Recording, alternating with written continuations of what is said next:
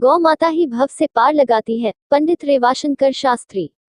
तारांकन। श्री कृष्ण और रुक्मणी का विवाह का प्रसंग, श्री कृष्ण रासलीला का प्रसंग श्रवण कराया। तारांकन। मां कर्मा मैदान में चल रही श्रीमद् भागवत कथा।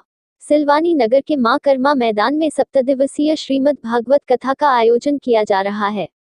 कथावाचक पंडित रेवाशंकर शास्त्री ने कहा कि गाय को पशु समझने की भूल न करे। मानव गाय साक्षात माता है। गौ माता की सेवा करना ही परम धर्म है। जिस घर गौ माता का निवास रहता है उस घर में श्री नारायण का निवास रहता है।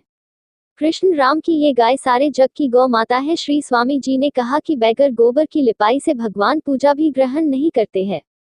श्री शास्त्री ने कहा कि ये वही गौ माता है जो तुमको अंतिम समय में भव से पार लगाएगी। पर आज गौ माता की सेवा तो दूर, दूध खाकर छोड़ रहे हैं। इसका पाप प्रत्येक प्राणी भोगेंगे। इसलिए नरक से बचना है तो गौ माता की सेवा करो। श्रीमद् भागवत कथा के 6वें दिवस रेवाशंकर शास्त्री ने कथा का वाचन करते हुए भगवान की अनेक लीलाओं में श्रेष्ठतम लीला रास लीला का वर्णन करते हुए बताया कि रास तो जीव का शिव के मिलन की कथा है। यह काम को बढ़ाने की नहीं, काम पर विजय प्राप्त करने की कथा है। इस कथा में कामदेव ने भगवान पर खुले मैदान में अपने पूर्व सामर्थ्य के साथ आक्रमण किया, लेकिन वह भगवान को पराजित नहीं कर पाया, उसे ही परास्त होना पड़ा। रासलीला में जीव का शंका करना या काम को देखना ही पाप है। गोपी गीत पर बोलते हुए कथा व्यास ने कहा, जब जब जीव में अभिमान आता है भगवान उनसे दूर हो जाते हैं। जब कोई भगवान को न पाकर विरह में होता है तो श्री कृष्ण उस पर अनुग्रह करते हैं, उसे दर्शन देते हैं।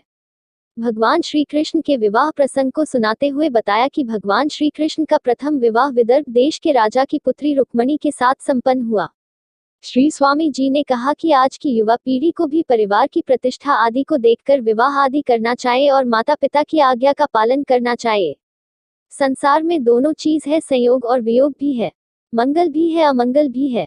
संयोग और वियोग है। ब्रजवासियों को कल्पना नहीं हुई थी कि वियोग होगा, पर भगवान मथुरा गए और आज जीव मोह में लगा है, लालच में लगा है, पर भगवान की भक्ति नहीं करेगा जिससे कल्याण होगा।